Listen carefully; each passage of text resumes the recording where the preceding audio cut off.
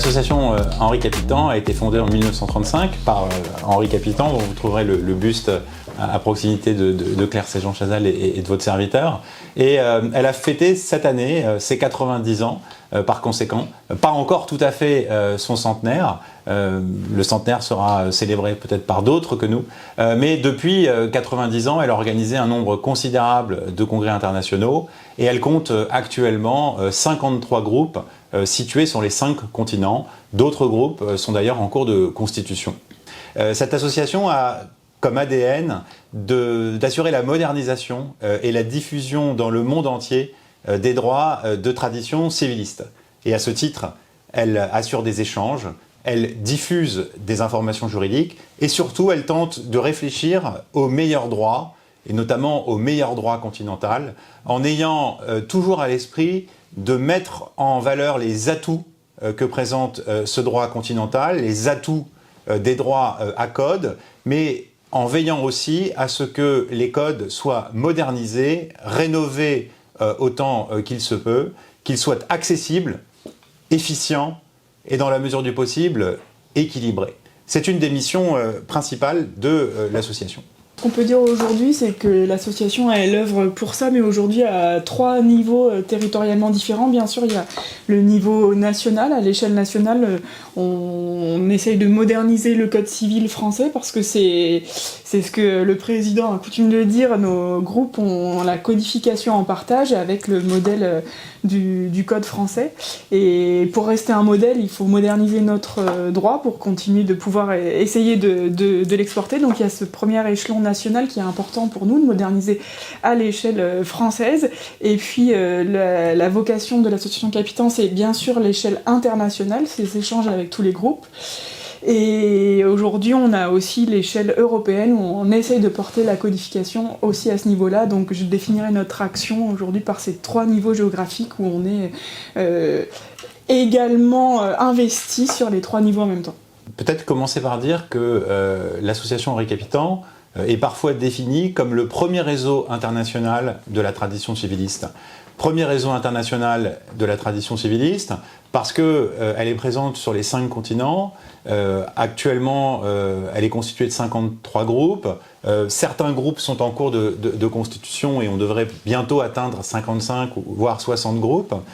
Et qu'au sein de ces groupes, il y a des échanges qui sont extrêmement étroits, qui sont notamment aujourd'hui évidemment facilités par la technologie, par la visioconférence qui permet de rapprocher les groupes les uns des autres, d'échanger sur les domaines notamment des différents droits qui méritent peut-être d'être rénovés, d'être repensés, d'être restructurés, d'être améliorés. Et à ce titre, l'association Capitan essaye parfois de donner une impulsion, souvent de superviser et en tout cas, toutes les fois qu'elle le peut, d'essayer d'accompagner cette modernisation des droits de tradition civiliste. Et peut-être que l'on peut rappeler que, contrairement à une idée reçue, en fait, le modèle des droits à code, c'est un modèle qui est extraordinairement diffusé dans le monde. C'est peut-être le plus diffusé. À l'échelle de la planète, plus de 60% des habitants naissent, vivent et meurent dans un système qui est un système de code, soit à l'état pur, soit un système de droit écrit à code avec en plus un peu de droit coutumier ou du droit religieux. Et puis, si on s'intéresse à l'Union européenne, là encore, on oublie souvent que sur 446 millions d'habitants dans l'Union européenne, ce ne sont pas moins de 440 millions qui sont issus de pays de tradition civiliste à code. 24 États membres de l'Union européenne sur 27 sont des pays à code. C'est dire qu'à l'association Capitan, nous avons beaucoup de travail, beaucoup d'envie en tout cas, d'essayer de contribuer à ce que tous ces juristes qui ont reçu la codification en partage, c'est-à-dire une certaine façon de penser le droit, une certaine façon de réfléchir et d'analyser, essayent de contribuer toujours à l'améliorer. Et concrètement, on peut dire que ce travail avec les groupes, il se fait vraiment de manière bilatérale, c'est-à-dire que nous, quand on a des projets pour la France, on essaye de demander à nos groupes quelles sont les solutions qu'ils ont pu trouver dans des réformes récentes pour tel ou tel problème juridique, et puis inversement, on est parfois sollicité en tant qu'entité de l'association Capitan pour aider certains pays qui entreprennent des réformes de leur code civil ou d'un pan de leur code civil pour pour les aider, pour les accompagner dans ce travail de réforme. Et puis... On peut peut-être rappeler aussi, à l'attention de ceux qui nous regardent, qu'il s'est passé un événement majeur le 21 mars 2004. Le 21 mars 2004, on célèbre le bicentenaire du Code civil à quelques encablures d'ici, en Sorbonne. Jacques Chirac est président de la République, il ouvre le colloque et il fait plusieurs annonces. Il annonce, et c'était un colloque qui était co-organisé avec l'association Henri Capitant à l'époque, la réforme du droit des contrats et la réforme du droit des sûretés. Si on regarde quelques années en arrière, un peu plus de 20 ans, eh bien, le Code civil français était un code qui, en tout cas sur la partie de droit civil des affaires, c'est-à-dire le droit des contrats, le droit des sûretés, le droit des contrats spéciaux, le droit des biens, était un code qui était devenu vieillissant. Il n'était plus à la hauteur de sa réputation. Et nous avions considéré à l'époque, c'était mes prédécesseurs, je pense à Philippe Malinvaud et Michel Grimaldi et Dominique Mazot notamment, avaient convaincu, et là c'est quelque chose de très important, le gouvernement français, qu'il était temps de rénover en profondeur le Code civil. Il avait été, à travers les 9 lois sœurs de Jean Carbonnier autour des années 70, rénové profondément le droit de la famille et des personnes pour adapter évidemment le Code civil au temps nouveau. Et il fallait adapter et réadapter le droit civil des affaires au temps nouveau. Ça a été fait. C'est venu plus rapidement pour le droit des sûretés en 2006. Ça a pris davantage de temps pour le droit des contrats en 2016. Nous travaillons à l'association Capitan depuis des années. Nous avons proposé une impulsion pour une réforme du droit des contrats spéciaux. Et nous avons aussi proposé, il y a de cela quelques années, une réforme du droit des biens. Et nous n'excluons pas d'essayer de remettre cette réforme sur le métier parce que il faut rappeler que dans tous les grands codes des pays issus de la tradition romaine, il y a 3 grands livres. Les personnes, les biens et les contrats. Pourquoi ? Parce que finalement, dans tous les pays, ce sont les 3 briques de toutes les activités économiques. Des personnes physiques ou morales s'échangent par des contrats, des biens et donc des richesses. Et donc si un code civil n'est pas à jour, moderne, accessible et efficient sur ces questions, eh bien, ça peut être le cas échéant même l'économie qui en pâtit. Et donc, on essaye toujours d'accompagner ce mouvement de modernisation qui est en cours, qui n'est pas achevé, et d'autres initiatives, à n'en pas douter, suivront. On présentera dans quelques jours une réforme du droit des associations, ainsi. Le droit des associations est connu, il est incarné, mais il est possible, je crois, de le rendre plus accessible, plus intelligible, et peut-être plus utile encore pour tous les Français. Alors, évidemment, la question de l'intelligence artificielle aujourd'hui est centrale.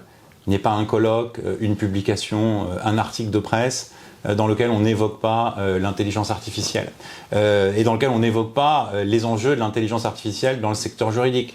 Est-ce que l'IA va remplacer les juniors dans les cabinets d'avocats ? Est-ce que l'IA va remplacer les enseignants ? C'est tout à fait possible. Est-ce que l'IA va remplacer la recherche auprès des étudiants ?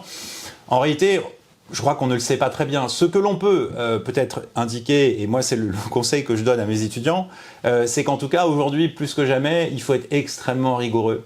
Rigoureux dans ses citations, rigoureux dans ses références. Et on peut peut-être imaginer que le rôle du juriste va évoluer dans les prochaines années vers quelqu'un qui va donner en quelque sorte un label de véracité, de vérité et de pertinence au contenu qu'il aura fait paraître sous sa signature. Et cela suppose évidemment peut-être de savoir maîtriser le prompting, maîtriser l'IA, mais aussi d'être en capacité d'en vérifier scrupuleusement la véracité, parce qu'à la fin du jour, il faudra qu'une personne physique soit responsable de la qualité et de la pertinence du contenu qui sera publié. Donc ça suppose évidemment d'avoir une haute exigence en termes de rigueur, alors que parfois la tentation face à l'IA est plutôt de s'orienter, il faut le bien dire, vers la paresse. Donc je crois que ça c'est un mauvais biais. Et puis peut-être la deuxième chose que je peux dire, et là c'est plutôt avec ma casquette de président de l'association Capitan, il y a une dimension de l'IA qu'on n'évoque pas beaucoup, c'est que l'IA évidemment est apparue dans un pays de common law, peut-être la première puissance économique et financière du monde, les États-Unis. L'IA a été nourrie par des langages qui sont des langages qui ont été nourris avec des précédents, avec des cas. La justice prédictive, dont on parle beaucoup, c'est une justice qui s'est nourrie de décisions de justice et dont on déduit peut-être par un raisonnement inductif parfois des solutions et des règles générales. Mais c'est l'occasion de rappeler que la common law participe d'un raisonnement inductif. On va des cas vers la règle générale qu'on essaye de prévoir, ce qui rend parfois la règle générale un peu fluctuante, un peu imprévisible, un peu inaccessible. Alors que dans les pays de droit civil, on parle de code. Comme disait Montesquieu, même si les choses ont beaucoup changé, le juge est la bouche de la loi, et on va vers les cas d'espèce. Et ce qui serait aussi très intéressant, c'est que lorsque l'on développe l'IA, on ne perde pas de vue cette structure inductive du raisonnement de tradition civiliste, qui est un raisonnement qui, encore une fois, est diffusé dans la plupart des pays de la planète, beaucoup plus largement que la common law. Encore une fois, 26% des habitants de la planète vivent dans un pays de pure civil law, 60-61% dans un pays de civil law mixte avec d'autres systèmes.